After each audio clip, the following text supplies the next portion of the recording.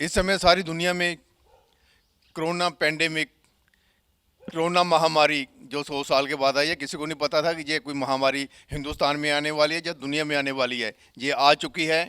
तो इससे हमें कैसे, इसके बीच में कैसे जीना है और कैसे इसको हमने फेस करना है, यही सोचने वाली बात है। तो हमारे हिंदुस्तान में जैसा सबको पता है कि जहाँ पर अंडर डेवलप कंट्री है, जहाँ पर यूरोप कंट्री की तरह हमारे यहाँ फैसिलिटी नहीं है, और जितने भी लोग हैं हैंड टू माउथ ही हैं, और जो ज़्यादा पैसा है वो बड़े बड़े लोगों के पास है, और मिडिल क्लास जो है और उससे लोअर मिडिल क्लास है उनके पास आज खाने पीने के लिए भी कुछ नहीं है।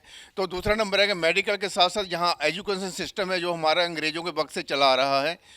150 साल हो गए मैकाले ने जो एजुकेशन सिस्टम, रट्टा लगाओ पढ़ो और दिमाग में डालो और क्लर्क बन जाओ, वही सिस्टम चल रहा है। और वो जो सिस्टम था अब अपना लिया है हमारे प्राइवेट स्कूल हैं, जो एक बिजनेस बन चुका है। जी, जो बड़े बड़े लोग हैं जिनके पास करोड़ों रुपया है, वे स्कूल बनाते हैं, सीबीएसई से परमिशन लेते हैं और चला देते हैं। अब तो एसी भी बनने लगे हैं, स्विमिंग पूल भी बनने लगे हैं, घोड़े भी रख लिए हैं लोगों ने बच्चों को सिखाने के लिए, राइडिंग वगैरह। तो उन जो लोग हैं जो अपना जो सीबीएसई चला रहे हैं स्कूल, वो कहते हैं कि इस समय हमारे पास जो स्टाफ है उसको देने के लिए सैलरी नहीं है। तो जितने भी पेरेंट्स हैं जो पहले जो हैंड टू माउथ है हमारे हिंदुस्तान में, लोग जो सिस्टम चला रहे थे, अब 2-2 महीने हो गए उनके पास कोई कारोबार नहीं, वो बच्चों की फ़ीस कैसे देंगे, उसी पर हम चर्चा करने के लिए यहाँ पर खड़े हैं। तो हम कुछ लोगों से, पेरेंट्स से पूछते हैं कि वो कैसे सर्वाइव करेंगे, कैसे बच्चों की फ़ीस देंगे, इसके बारे में अभी चर्चा करें कुछ लोगों से मिलकर। हाँ, बहुत बढ़िया स्कूल में पढ़ता है, ये सीबीएसई स्कूल है। हाँ, स्कूल का नाम भी चलो बढ़िया होगा इसका। ਬਾਂਸਲ ਸਾਹਿਬ ਤੁਸੀਂ ਇੱਥੇ ਰਹਿੰਦੇ ਹੈਗੇ ਹੋ, ਪੋਸਟ ਏਰੀਆ 'ਚ ਰਹਿੰਦੇ ਹੈਗੇ ਹੋ, ਤੇ ਕਰੋਨਾ ਦਾ ਟਾਈਮ ਚੱਲ ਰਿਹਾ ਹੈਗਾ, ਹਰ ਕੋਈ ਬੰਦਾ ਘਰ 'ਚ ਬੈਠਾ, ਮਹੀਨਾ ਡੇਢ ਤੋਂ ਹੋਣ ਲੱਗਾ ਹੈਗਾ ਵਾ, ਤੇ ਸਕੂਲਾਂ ਵਾਲੇ ਕਹਿੰਦੇ ਸਾਨੂੰ ਫੀਸ ਦਿਓ ਹੈ, ਅਸੀਂ ਬੱਚਿਆਂ ਨੂੰ ਆਨਲਾਈਨ ਪੜ੍ਹਾ ਰਹੇ ਹਾਂ, ਇਹ ਕਰ ਰਹੇ ਉਹ ਕਰ ਨਵੇਂ ਬਹਾਨੇ ਲੱਭ ਰਹੇ ਨੇ, ਤੇ ਤੁਹਾਡੇ ਕੋਲ ਫੀਸ ਦੇਣ ਦੇ ਲਈ ਕਿੱਦਾਂ ਜੁਗਾੜ ਕਰੋਗੇ ਤੁਸੀਂ? ਦੇਖੋ ਜੀ, ਮੈਂ ਤਾਂ ਇਹੀ ਕਹਿਣਾ ਚਾਹ ਰਿਹਾ ਵੀ ਜਿਹੜੇ ਕਿ ਪੇਰੈਂਟਸ ਆ ਹੁਣ ਇਸ ਵਕਤ ਬਹੁਤ ਹੀ ਤੰਗੀ 'ਚ ਆ। ਕਰੋਨਾ ਕਰਕੇ ਸਾਰਾ ਇੰਡੀਆ ਹੀ ਤੰਗੀ 'ਚ ਜਾ ਰਿਹਾ। ਬਹੁਤ ਮਹਾ ਭਿਆਨਕ ਬਿਮਾਰੀ ਹੈ ਇਹ, ਠੀਕ ਆ। ਜੇ ਉਹ 2 ਮਹੀਨੇ ਆਪਦੀ ਜੇਬ 'ਚੋਂ ਬੱਚਿਆਂ ਨੂੰ, ਆਪਣੇ ਟੀਚਰ ਨੂੰ ਤਨਖਾਹ ਦੇ ਦੇਣਗੇ, ਕੋਈ ਮੈਨੂੰ ਤਾਂ ਨਹੀਂ ਲੱਗਦਾ ਵੀ ਕੋਈ ਔਖੀ ਗੱਲ ਆ। ਕਿਉਂਕਿ ਇੰਨੇ ਚਿਰ 'ਚ ਜਿਹੜੇ ਹੁਣ ਦੁਕਾਨਦਾਰ ਆ ਜਾਂ ਹੋਰ ਰੋਜ਼ਗਾਰ ਆ, ਘਰੇ ਬੈਠੇ ਆ ਬੇਰੁਜ਼ਗਾਰ, ਜਿਹੜਾ ਮੀਡੀਅਮ ਬੰਦਾ, ਉਹਨਾਂ 'ਤੇ ਪ੍ਰੈਸ਼ਰ ਪੈ ਰਿਹਾ। ਇਸ ਕਰਕੇ ਮੈਨੂੰ ਤਾਂ ਨਹੀਂ ਲੱਗਦਾ ਵੀ ਔਖਾ ਹੋਣਾ ਚਾਹੀਦਾ ਉਹਨਾਂ ਨੂੰ। ਜਿਹੜੀ ਕੀ ਆ ਟੀਚਰਾਂ ਨੂੰ ਇੱਕ ਪੇਰੈਂਟਸ 'ਤੇ ਕੋਈ ਪ੍ਰੈਸ਼ਰ ਨਹੀਂ ਪਾਉਣਾ ਚਾਹੀਦਾ ਵੀ ਸਾਨੂੰ ਫੀਸਾਂ ਦਿਓ। ਤੇ ਉਹ ਜਿਹੜੇ ਕਹਿੰਦੇ ਸਾਡਾ ਜਿਹੜਾ ਫੀਸਾਂ ਸਾਨੂੰ ਦੇਣੀਆਂ ਪੈਣੀਆਂ ਨੇ, ਕੁਝ ਪਰਸੈਂਟੇਜ ਉਹਨਾਂ ਦਾ ਘੱਟ ਕਰ ਦੇਣ ਟੀਚਰਾਂ ਨੂੰ ਦੇਣ ਲਈ, ਕਿੱਦਾਂ ਮੈਨੇਜ ਕਰੂਗਾ ਫਿਰ ਉਹ? ਮੈਂ ਇਹਦੇ ਵਿੱਚ ਇਹ ਕਹਿ ਰਿਹਾ ਵੀ ਚਲੋ ਜਿਹੜੀ ਹੈਗੀ ਆ ਕੁਛ ਨਾ ਕੁਛ ਰਿਆਇਤਾਂ ਕੀਤੀਆਂ ਜਾਣ। ਇਹ ਨਹੀਂ ਵੀ ਸਾਰੀ ਫੀਸ ਉਹ ਛੱਡ ਦੇਣਗੇ ਸਕੂਲ, ਉਹਨਾਂ ਨੇ ਵੀ ਸਕੂਲ ਚਲਾਉਣਾ, ਕਾਲਜ ਚਲਾਉਣਾ, ਇਹਨਾਂ ਨੇ ਇਨਫਰਾਸਟ੍ਰਕਚਰ, ਕੁਛ ਨਾ ਕੁਛ ਤਾਂ ਪੇਰੈਂਟਸ ਨੂੰ ਰਿਆਇਤ ਕੀਤੀ ਜਾਵੇ, ਕੁਛ ਨਾ ਕੁਛ ਪਰਸੈਂਟੇਜ ਦਾ। ਜੇ ਜਿੰਨੀ ਫੀਸ ਆ ਘੱਟ ਤੋਂ ਘੱਟ ਜੋ ਕੁਛ ਨਾ ਕੁਛ ਉਹਨਾਂ ਨੂੰ ਰਿਆਇਤ ਕੀਤੀ ਜਾਵੇ। ਜਿਵੇਂ ਕਿ ਟਰਾਂਸਪੋਰਟੇਸ਼ਨ ਆ, ਉਹ ਤਾਂ ਬਿਲਕੁਲ ਹੀ ਫ੍ਰੀ ਕੀਤੀ ਜਾਵੇ। ਟਰਾਂਸਪੋਰਟੇਸ਼ਨ ਤਾਂ ਜੇ ਚੱਲ ਹੀ ਨਹੀਂ ਰਹੀ ਤਾਂ ਟਰਾਂਸਪੋਰਟੇਸ਼ਨ ਦੀ ਕਾਹਦੀ ਫੀਸ? ਦੇਖੋ ਜਿਹੜੇ ਨਾ ਆਪਣੇ ਕਰੋਨਾ ਮਹਾਮਾਰੀ ਕਦੀ ਕਿਸੇ ਨੂੰ ਪਤਾ ਨਹੀਂ ਸੀ ਆਊਗੀ, 100 ਸਾਲ ਬਾਅਦ ਆਈ ਹੈਗੀ ਆ। ਕਿਸੇ ਨੇ ਸੁਪਨੇ 'ਚ ਨਹੀਂ ਸੋਚਿਆ ਹੋਊਗਾ ਵੀ ਸਾਰੇ ਲੋਕ ਘਰਾਂ 'ਚ ਬਹਿ ਜਾਣਗੇ, ਇੱਦਾਂ ਦੀ ਪੋਜੀਸ਼ਨ ਆਊਗੀ। ਹੁਣ ਸਕੂਲਾਂ ਦੇ ਜਿਹੜੇ ਬੱਚੇ ਪੜ੍ਹਦੇ ਨੇ ਉਹ ਬੜੇ ਪਰੇਸ਼ਾਨ ਨੇ, ਉਹਨਾਂ ਦੇ ਪੇਰੈਂਟਸ ਕਿ ਸਾਡੇ 2-2 ਮਹੀਨੇ ਹੋਏ ਕੰਮ ਨਹੀਂ ਕੀਤਾ ਹੈਗਾ, ਅਸੀਂ ਪ੍ਰਾਈਵੇਟ ਕੰਮ ਕਰਦੇ ਸੀਗੇ। ਤੇ ਜੇ ਟੀਚਰ ਜਿਹੜੇ ਹੈਗੇ ਸਕੂਲਾਂ ਦੇ, ਮਾਸਟਰ ਜਿਹੜੇ ਹੈਗੇ ਆ, ਪ੍ਰਿੰਸੀਪਲ ਜਿਹੜੇ ਹੈਗੇ ਆ, ਸੀਬੀਐਸਈ ਜਿਹੜੇ ਬੱਚੇ ਪੜ੍ਹਾਉਂਦੇ ਸੀ, ਦੇਖੋ ਹੁਣ ਪਹਿਲੇ ਇਨਕਮ ਸੀ ਕੋਈ ਲੱਖ ਰੁਪਏ ਮਹੀਨਾ ਕਮਾਉਂਦੇ, 50,000 ਕਮਾਉਂਦੇ, ਲੇਕਿਨ ਹੁਣ ਘਰ ਬੈਠੇ ਨੇ, ਤੇ ਉਹ ਕਿੱਦਾਂ ਫੀਸ ਦੇਣਗੇ ਬੱਚਿਆਂ ਦੀ? ਕੁਝ ਰਹਿਤ ਹੋਣੀ ਚਾਹੀਦੀ ਇਹਦੇ ਵਿੱਚ। ਰਹਿਤ ਉਹ 'ਚ ਪੂਰੀ ਹੋਣੀ ਚਾਹੀਦੀ। ਦੇਖੋ ਇਹਨਾਂ ਕੋਲ ਸਕੂਲ ਦਾ ਇਨਫਰਾਸਟ੍ਰਕਚਰ ਵਗੈਰਾ ਸਾਰਿਆਂ ਦਾ ਬਣਿਆ ਹੋਇਆ, ਜਿਹੜੇ ਅੱਛੇ ਸਕੂਲ ਹੈ। ਐਟਲੀਸਟ ਲੁਧਿਆਣੇ 'ਚ ਉਹਨਾਂ ਦੀ ਫੀਸ ਬਹੁਤ ਜ਼ਿਆਦਾ ਹੈ, ਅਤੇ ਫੀਸ ਹੁਣ ਤਾਂ ਲੈਣੀ ਨਹੀਂ ਚਾਹੀਦੀ, ਆਲਮੋਸਟ ਨਿੱਲ ਕਰਨੀ ਚਾਹੀਦੀ ਹੈ। ਜਦੋਂ ਸਾਰਾ ਹੀ ਲੋਕਡਾਊਨ ਹੈ, ਫੀਸ ਦਾ ਕੋਈ ਮਤਲਬ ਹੀ ਨਹੀਂ। ਜਦੋਂ ਲੋਕਡਾਊਨ ਖੁੱਲ੍ਹ ਜੂ ਫੀਸ ਇਹਨਾਂ ਨੂੰ ਲੈ ਲੈਣ ਜੇ ਪੜ੍ਹਾਉਣਗੇ। ਹੁਣ ਤਾਂ ਇੱਕ ਤਰ੍ਹਾਂ ਦੀ ਜਿਵੇਂ ਸਾਰੇ ਬੰਦੇ ਸੋਸ਼ਲ ਹੈ, ਕੋਈ ਰੋਟੀ ਦੇ ਰਿਹਾ, ਕੋਈ ਕੁਛ ਹੋ ਰਿਹਾ, ਮਹਾਮਾਰੀ ਆ ਗਈ। ਅਤੇ ਜੇ ਉਹਨਾਂ ਨੇ ਔਨਲਾਈਨ ਪੜ੍ਹਾਤਾ, ਉਹਦੇ ਨਾਲ ਕੀ ਫਰਕ ਪੈਂਦਾ? ਵੈਸੇ ਵੀ ਤਾਂ ਟੀਚਰ ਘਰੇ ਬੈਠੇ ਹੀ ਹੈ, ਠੀਕ ਹੈ ਨਾ। ਜੇ ਉਹ 2 ਮਹੀਨੇ ਪੇ ਉਹਨਾਂ ਨੂੰ ਟੀਚਰਾਂ ਨੂੰ ਦੇ ਵੀ ਦੇਣਗੇ, ਕਿੰਨੀ ਕੁ ਪੇ ਦਿੰਦੇ ਆ? ਪ੍ਰਾਈਵੇਟ ਵਾਲੇ ਬਹੁਤ ਘੱਟ ਪੈਸੇ ਦਿੰਦੇ ਆ, ਠੀਕ ਹੈ ਨਾ। ਅਤੇ ਟੀਚਰ, ਪਹਿਲੀ ਗੱਲ ਉਹਨਾਂ ਦੀ ਰੇਸ਼ੋ ਆ ਜਿਹੜੀ ਸਟੂਡੈਂਟ ਟੀਚਰ ਰੇਸ਼ੋ ਬਹੁਤ ਘੱਟ ਰੱਖੀ ਹੁੰਦੀ ਹੈ। ਅਤੇ ਜਿੰਨੀ ਕਿ ਗੌਰਮੈਂਟ ਦੀਆਂ ਸੀਬੀਐਸਈ ਦੀਆਂ ਹਦਾਇਤਾਂ ਉਸ ਹਿਸਾਬ ਨਾਲ ਉਹਨਾਂ ਦੀ ਰੇਸ਼ੋ ਨਹੀਂ ਹੈ ਟੀਚਰਾਂ ਦੀ। ਜਿੰਨੇ ਵੀ ਸਕੂਲ, ਕੋਈ ਵੀ ਸਕੂਲ ਤੁਸੀਂ ਚੈੱਕ ਕਰ ਲਓ, ਉਹਨਾਂ ਦੀ ਕੋਈ ਉਨੀ ਰੇਸ਼ੋ ਨਹੀਂ ਬਣਦੀ ਜਿਹਨੇ 20:1 ਜਾਣੀ ਕਿ ਰਹਿਤ ਹੋਣੀ ਚਾਹੀਦੀ ਹੈ ਬੱਚਿਆਂ ਨੂੰ, ਜਾਣੀ ਕਿ ਜਿੰਨੇ ਪੇਰੈਂਟਸ ਹੈ ਰਹਿਤ ਹੋਣੀ ਚਾਹੀਦੀ ਹੈ ਫੀਸ ਦੇ ਵਿੱਚ, ਜਾਣੀ ਕਿ ਦੇ ਵਿੱਚ ਜਿੰਨਾ ਤੱਕ ਲੋਕਡਾਊਨ ਹੈ ਉਦੋਂ ਤੱਕ ਫੀਸ ਬਿਲਕੁਲ ਨਹੀਂ ਲੈਣੀ ਚਾਹੀਦੀ। ਟਰਾਂਸਪੋਰਟ ਦਾ ਜੋ ਚੱਲੀ ਹੀ ਨਹੀਂ, ਟਰਾਂਸਪੋਰਟ ਦੀ ਕੋਈ ਫੀਸ ਨਹੀਂ। ਜਿਹੜੀ ਦੂਸਰੀ ਜੇ ਆਨਲਾਈਨ ਪੜ੍ਹਾ ਵੀ ਦਿੰਦੇ ਟੀਚਰ ਬੈਠੇ ਆ ਤਾਂ ਕੋਈ ਫਰਕ ਨਹੀਂ। ਸਾਡੇ ਵੀ ਕਾਲਜ ਚੱਲਦੇ ਆ, ਸਾਡੇ ਆਨਲਾਈਨ ਪੜ੍ਹਾਈ ਜਾਂਦੇ ਪੜ੍ਹਾਉਂਦੇ ਆ, ਅਸੀਂ ਕੋਈ ਫੀਸ ਨਹੀਂ ਲੈ ਰਹੇ। ਇਸ ਸਮੇਂ ਸਾਡੇ ਨਾਲ ਮਨੀਸ਼ ਪਰੰਗ ਜੀ ਜੋ ਐਡਵੋਕੇਟ ਨੇ, ਉਹ ਦੱਸਣਗੇ ਕਿ ਬੱਚਿਆਂ ਕੋਲ ਫੀਸ ਲੈਣੀ ਚਾਹੀਦੀ ਹੈ ਕਿ ਨਹੀਂ ਚਾਹੀਦੀ, ਕਿਉਂਕਿ ਇਸ ਟਾਈਮ ਕਰੋਨਾ ਮਹਾਮਾਰੀ, ਅਸੀਂ ਜਿੱਦਾਂ ਪਹਿਲੇ ਵੀ ਦੱਸਿਆ, ਕਿਸੇ ਨੂੰ ਪਤਾ ਨਹੀਂ ਸੀਗਾ ਵੀ ਇਹ ਮਹਾਮਾਰੀ ਆਊਗੀ। ਜੇ ਹੁਣ ਆਈ ਗਈ ਹੈਗੀ ਆ ਤੇ ਹਰ ਕਿਸੇ ਨੂੰ ਬੇਅਰ ਕਰਨੀ ਚਾਹੀਦੀ ਹੈ ਪ੍ਰੋਬਲਮ ਜਿਹੜੀ ਹੈਗੀ। ਮਨੀਸ਼ ਜੀ, ਤੁਸੀਂ ਇਹਦੇ ਬਾਰੇ ਕੀ ਕਹਿਣਾ ਚਾਹੁੰਦੇ ਹੋ? ਸ਼੍ਰੀਪਾਲ ਜੀ, ਜਿਹੜਾ ਤੁਹਾਡੇ ਚੈਨਲ ਨੇ ਇਹ ਮੁੱਦਾ ਉਠਾਇਆ, ਇਹ ਬਹੁਤ ਚੰਗਾ ਮੁੱਦਾ ਹੈ। ਕਰੋਨਾ ਜਿਹੜਾ ਇਸ ਵਕਤ ਮਹਾਮਾਰੀ ਬਣੀ ਹੋਈ ਹੈ, ਲੋਕ ਲੱਖਾਂ ਦਾ ਕਰੋੜਾਂ ਦਾ ਦਾਨ ਕਰ ਰਹੇ ਨੇ। ਜਿਹੜੇ ਅੱਜ ਕੱਲ੍ਹ ਸਕੂਲ ਨੇ ਉਹ ਸਰਵਿਸ ਨਹੀਂ ਦੇ ਰਹੇ, ਉਹ ਬਿਜ਼ਨਸ ਕਰ ਰਹੇ ਨੇ। Schools are business institutions. ਉਹ ਕਰੋੜਾਂ ਰੁਪਈਆ ਕਮਾ ਰਹੇ ਨੇ। ਜਿਹਨੇ ਅੱਜ ਤੋਂ 10 ਸਾਲ ਪਹਿਲਾਂ ਇੱਕ ਸਕੂਲ ਸ਼ੁਰੂ ਕੀਤਾ ਸੀ, ਉਹਦੇ ਅੱਜ 10 ਸਕੂਲ ਹੈ। 10 ਵਾਲੇ ਦੇ 20 ਨੇ, 20 ਵਾਲੇ ਦੇ 50 ਆ। ਅਤੇ ਫਿਊਚਰ 'ਚ ਵੀ ਉਹ ਬਿਜ਼ਨਸ ਕਰ ਰਹੇ ਨੇ। ਅਤੇ ਜਿੱਥੇ ਇੰਡੀਆ ਦੇ ਵਿੱਚ ਲੋਕ ਲੱਖਾਂ ਕਰੋੜਾਂ ਦਾਨ ਕਰ ਰਹੇ ਨੇ, ਦੇਸ਼ ਵਾਸੀਆਂ ਦੀ ਸੇਵਾ ਕਰ ਰਹੇ ਨੇ, ਅਤੇ ਉੱਥੇ ਜੇ ਸਕੂਲ 1 ਮਹੀਨਾ ਜਾਂ 2 ਮਹੀਨਾ ਬੱਚਿਆਂ ਦੇ ਕੋਲ ਫੀਸ ਨਹੀਂ ਲੈਂਦੇ, ਅਤੇ ਇਹ ਵੀ ਉਹ ਆਪਣੇ ਕੰਟਰੀ ਨੂੰ ਕੰਟਰੀਬਿਊਟ ਹੀ ਕਰ ਸਕਦੇ ਨੇ। ਮੇਰੇ ਹਿਸਾਬ ਨਾਲ ਉਹਨਾਂ ਨੂੰ ਫੀਸ ਨਹੀਂ ਲੈਣੀ ਚਾਹੀਦੀ। ਅਤੇ ਜਿਹੜਾ ਉਹ ਰੌਲਾ ਪਾ ਰਹੇ ਨੇ ਕਿ ਅਸੀਂ ਸਾਡੇ ਕੋਲ ਟੀਚਰਾਂ ਨੂੰ ਪੈਸੇ ਦੇਣ ਵਾਸਤੇ ਨਹੀਂ ਹੈਗੇ ਨੇ, ਜਿਹੜਾ ਉਹਨਾਂ ਨੇ 5 ਸਾਲ 10 ਸਾਲ 20 ਸਾਲ 50 ਸਾਲ ਬਿਜ਼ਨਸ ਕੀਤਾ, ਪੈਸਾ ਕਮਾਇਆ, ਜੇ ਉਹਦੇ ਵਿੱਚੋਂ ਟੀਚਰਾਂ ਨੂੰ ਕੰਟਰੀਬਿਊਟ ਕਰ ਵੀ ਦਿੰਦੇ ਨੇ ਤਾਂ ਮੇਰੇ ਹਿਸਾਬ ਦੇ ਨਾਲ ਉਹਨਾਂ ਨੂੰ ਕੋਈ ਫਰਕ ਨਹੀਂ ਪੈਣ ਵਾਲਾ, ਉਹਨਾਂ ਦੇ ਬਿਜ਼ਨਸ ਨੂੰ ਕੋਈ ਘਾਟਾ ਨਹੀਂ ਪੈਣ ਵਾਲਾ। ਉਹ ਸਰਵ ਨਹੀਂ ਕਰ ਰਹੇ, ਸਰਵਿਸ ਨਹੀਂ ਦੇ ਰਹੇ, ਉਹ ਸਿਰਫ ਬਿਜ਼ਨਸ ਹੀ ਚਲਾ ਰਹੇ ਨੇ। ਅਤੇ ਬਿਜ਼ਨਸ ਦੇ ਵਿੱਚ ਚਲੋ ਜੇ ਮੰਨ ਵੀ ਲਿਓ ਉਹਨਾਂ ਨੂੰ ਘਾਟਾ ਪੈ ਰਿਹਾ, ਅਤੇ ਇਹ ਬਿਜ਼ਨਸ ਦੀ ਹੀ ਰੀਤ ਹੈ, ਘਾਟਾ ਵਾਧਾ ਇਹ ਚੱਲਦਾ ਹੀ ਰਹਿੰਦਾ ਹੈ। ਜੇ ਅੱਜ ਉਹ ਬੱਚਿਆਂ ਦੇ ਪੇਰੈਂਟਸ ਦੇ ਨਾਲ ਨਹੀਂ ਖੜਦੇ तो कल वो उम्मीद ना करन कि पेरेंट्स भी उन्होंने नाल खड़ूगे। अभी हम आर्किटेक्ट जो हैं हमारे लुधियाना में नीता शर्मा जी, जो एनजीओ चलाते हैं बेलन ब्रिगेड के नाम से, और नवकिरण वुमेन वेलफेयर एसोसिएशन के ये प्रेसिडेंट हैं, और एजुकेशन के जो वर्क है इनको बहुत सारी इसके बारे में नॉलेज है।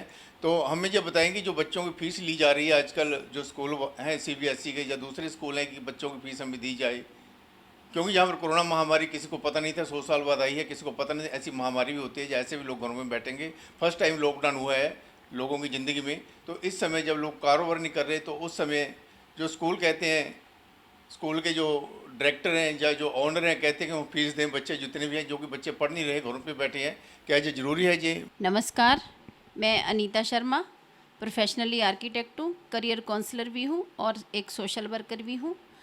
हम कई सालों से एजुकेशन का जो एक तरह से माफिया बन चुका है, हम कई सालों से इसके ख़िलाफ़ एक एजिटेशन भी चला रहे हैं।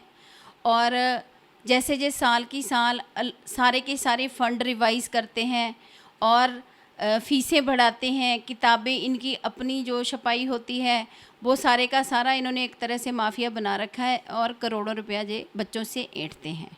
तो रही बात अब जो महामारी की वजह से लॉकडाउन हुआ है, ये लॉकडाउन पूरे वर्ल्ड में हुआ है, पूरे विश्व में लॉकडाउन चल रहा है, कल अकेले इंडिया में नहीं है। इंडिया तो वैसे ही एक डेवलपिंग कंट्री है, डेवलप नहीं हुआ। तो हमारे जहाँ पे तो एजुकेशन का एक जैसे जे नेता लोग थे और साथ में ब्यूरोक्रेट्स और जे कुछ बिजनेसमैन जिनको कुछ नहीं आता था, कोरे अनपढ़ लोग हैं जो एजुकेशन के बिजनेस में आ गए। वो एजुकेशन में नहीं आए, वो बिजनेस में आए हैं। उनको पता चल गया कि जहाँ से हम पैसे ऐंठ सकते हैं। और क्योंकि एजुकेशन एक ऐसा मुद्दा है जो हर पेरेंट्स की भावना के साथ जुड़ा होता है, उन्होंने अपने बच्चे को पढ़ाना ही होता है, तो जे लोगों की भावनाओं के साथ खेलने लग गए। मैं ये पूछना चाहती हूँ हमारे समाज से भी, हमारे नेताओं से भी और अपने महोदय प्रधानमंत्री जी से भी, कि जे हमारे देखते देखते जो 20-25 साल पहले जिनके पास कुछ भी नहीं था, 1-1 हज़ार या 500-500 गज की जगह कब्जे वाली, जहाँ लोगों से पैसे नहीं दिए नहीं थे जाते, इनसे बयाना करवाते थे, पैसे देने के नाम पे लुक जाते थे जाके, पैसे नहीं होते थे। तो आज उनके 8-8 स्कूल बन गए, किसी के 6 बन गए, किसी के 8 स्कूल बन गए। इनसे पूछा जाए ये पैसे कहाँ से लेके आए हैं? क्या इनका कोई पैटर्नल पहले बिजनेस चलता था? जहाँ फिर इनके कोई बाप दादा की कमाई है जो इन्होंने स्कूलों में लगा दी, 8 स्कूल बना दिए, और जे अब अपने आप को बोलते हैं हम भूखे मर रहे हैं। इनको थोड़ी सी शर्म आनी चाहिए। अगर इनके अंदर कोई इंसानियत नाम की है इनके अंदर चीज़, जहाँ इंसानियत इनकी ज़िंदा है, जहाँ इनकी आत्मा ज़िंदा है, थोड़ी सी इनको शर्म आनी चाहिए। इनको ये सोचने पे मजबूर होना चाहिए कि इस समय पूरे का पूरा विश्व महामारी से लड़ रहा है और इनको अपने खाने पीने की पड़ी हुई है, इनको अपनी फीसों की पड़ी हुई है। इनको तो बल्कि ये होना चाहिए कि इस साल का जो सेशन है वो बच्चों को हम वाकई पढ़ाई में समर्पित करने की अगर इनकी कोई सोच है, जब पढ़ाई से इतना इन्होंने खा लिया, कई करोड़ों रुपयों के माल बना लिए इन्होंने, और 8-8 9-9 स्कूल बना लिए, एक साल जो समर्पित कर दें एजुकेशन को तो क्या जाता है इनका। और टीचरों का भी ये शोषण करते हैं, क्योंकि हमारे देश में बेरोजगारी इतनी है, वो भी कुछ बोलती नहीं है इनके सामने जाके, आगे पीछे तो रोते रहते हैं टीचर भी बैठे। उनको पता होता है कि हमारे को 15,000 देते, 20 देते, 30 देते हैं, और अगर हम इनके खिलाफ बोल पड़े तो वो भी नहीं मिलेंगे। इतने इतने घंटे इनके काम के हैं, कोई हिसाब नहीं है। सुबह 7 बजे से लेके 5 बजे तक काम करवाए जा रहे हैं टीचरों से, बच्चों से करवाए जा रहे हैं। और कोई जगह किसी ने छप्पड़ की जगह पे कब्जा किया हुआ है, किसी ने गली पे किया हुआ है, किसी ने 2 गलियां जाती थी उसको बंद कर दिया जाके, हैं। जो जितना भी चोर बाजारी से इनसे होता था, स्कूल के बिजनेस को बढ़ाया, इतने सालों से बढ़ाते बढ़ाते कई करोड़ों रुपया बना लिया। अगर जे स्कूल एक सेशन के पैसे नहीं लेंगे बच्चों से, टीचरों को सैलरी दे देंगे, तो इनका क्या जाएगा। और जे इनकी एजुकेशन के प्रति सच्ची डेडिकेशन होगी और इनके थोड़े से पाप भी कम हो जाएंगे जो इन्होंने किए हुए हैं इतने सालों से, इतने लोगों को कल्पाया हुआ है। इनको थोड़ी सी शर्म आनी चाहिए।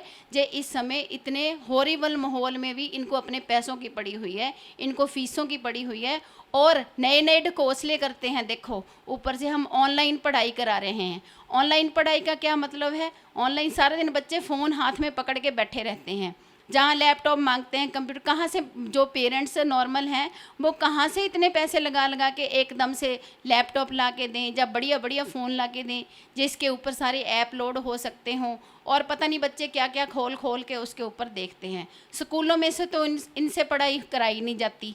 स्कूलों में तो इन्होंने सारे बच्चों को गधे बना दिया, क्लर्क बना दिया उनको, इन्होंने सिर्फ रट्टा मार का बना दिया। अगर बच्चों की हेल्थ की बात करी जाए तो हेल्थ में इन्होंने क्या कर दिया है, एक हफ्ते में एक पीरियड होता है एक क्लास का, पीटी का, वो भी स्कूल में सारे बच्चों को ग्राउंड में लेके जाते हैं या नहीं जाते। अब ये बातें बनाते हैं कि हम ऑनलाइन योगा कराएंगे। क्या कराएंगे जी योगा? जे सब पैसे ऐंठने की बातें कर रहे हैं बैठे, कि हम ऐसे ढकोसले करके फीस के लिए अपने आप को खड़ा कर रहे हैं, पर हम ऐसा होने नहीं देंगे।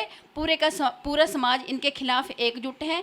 जे एजुकेशन नहीं देते, जे एजुकेशन एक्चुअली जे एजुकेशन माफिया है, इसके खिलाफ हमारे को और आवाज़ बुलंद करनी पड़ेगी, और आम जनता को अपने प्राइम मिनिस्टर महोदय के पास अपनी आवाज़ लेके जाना पड़ेगा, और वो हमारा पक्का साथ देंगे। क्योंकि जे जो एजुकेशन दे रहे हैं वो जे नहीं है जो हमारे प्राइम मिनिस्टर नरेंद्र मोदी जी कहते हैं कि ऐसी एजुकेशन दी जाए, वो जे एजुकेशन कतई नहीं दे रहे। और जितने इन्होंने कब्जे किए हुए वो भी इनसे खाली कराए जाएंगे। हम इसके लिए बुलंद आवाज़ करेंगे। धन्यवाद। जैसा कि हमने 2-3 जो शहरवासी हैं उनके व्यू लिए, कि वो कहते हैं कि जो बिजनेस है ना, ये सीबीएसई स्कूल खोल के जिन बिजनेसमैनों ने इसको बिजनेस बना दिया है, अगर 2-3 महीने अगर फीस नहीं लेंगे तो क्या फ़र्क पड़ता है। कहीं जैसे मैकडोनल्ड की जैसी होती है ना, चेन सिस्टम होता है, ऐसे कई लोगों ने चेन सिस्टम स्कूल का चालू कर दिया, 1 से 2, 2 से 4, जैसे अभी मनीष पंग जी ने बताया कि स्कूल पे स्कूल खोल रहे हैं, बिल्डिंग पे बिल्डिंग बना रहे हैं। अगर 1 साल वो बिल्डिंग नहीं बनाएंगे तो कोई फ़र्क नहीं पड़ने वाला। वो जो पैसा है बच्चों की फ़ीस में उनको कंसेशन दे दी जाए। ये जो फीस है जो बच्चों से लेते हैं, उन्हीं के बदौलत इन्होंने 1 से 1000 स्कूल बना लिए, 2 बना लिए, 10 बना लिए, 1 से 1000 से 10,000 बच्चे हो चुके हैं इनके। ये चेन सिस्टम है जैसे मैकडोनल्ड का है। ये इसको बिजनेस ना बनाए, इसको बिजनेस ना बनाए, इसको सिर्फ एजुकेशन ही रहने दें। और वो कहते हैं अपना, कई बार एग्जाम्पल देते हैं कि अपने जो कलाम साहब थे, वो कहते हैं एजुकेशन जो स्कूल में पढ़ाते हैं वो देवता लोग हैं, ये हैं वो हैं, सब ठीक है, लेकिन आप मैकाले की एजुकेशन का जो पढ़ा रहे हैं, मैकाले ने सिर्फ कलर की बनाने हैं, तो आप कलर की बना रहे हैं, आपको ऐसी शिक्षा नहीं दे रहे। क्योंकि आज तभी तो हमारे हिंदुस्तान में ऐसी शिक्षा पाने के बाद मेडिकल फैसिलिटी जीरो है, जहाँ पर रैपिड किट तक नहीं है हमारे हिंदुस्तान में। चारों तरफ भ्रष्टाचार है। ऐसी पढ़ाई पढ़ाते हुए कई स्कूलों को तो 30-40 साल हो चुके हैं। सिर्फ ऐसे लोग पैदा किए हैं इस पढ़ाई ने, जहाँ पर कोई देशभक्ति वाले बच्चे पैदा नहीं किए हैं। तो क्या फ़र्क पड़ता है, वो बच्चों को 2-3 महीने की फीस माफ़ कर देंगे, पेरेंट्स के पास अभी पैसे नहीं हैं, तो ये अगर माफ़ हो जाएगी और थोड़ा सा बिजनेस में एक बिल्डिंग नहीं बनाएंगे अगले साल, तो कोई फ़र्क पड़ने वाला नहीं। हर स्कूल को फीस माफ़ कर देनी चाहिए 2-3 महीने के लिए, ताकि जो पेरेंट्स हैं जो अपना रोज़ डेली बेसिस पे पैसे कमाते थे या जो प्राइवेट काम करते थे, उनको थोड़ी सी रियायत मिल जाए, थोड़ा सा उनको फ़ायदा हो जाए। श्रीपाल शर्मा के साथ कैमरामैन गगन।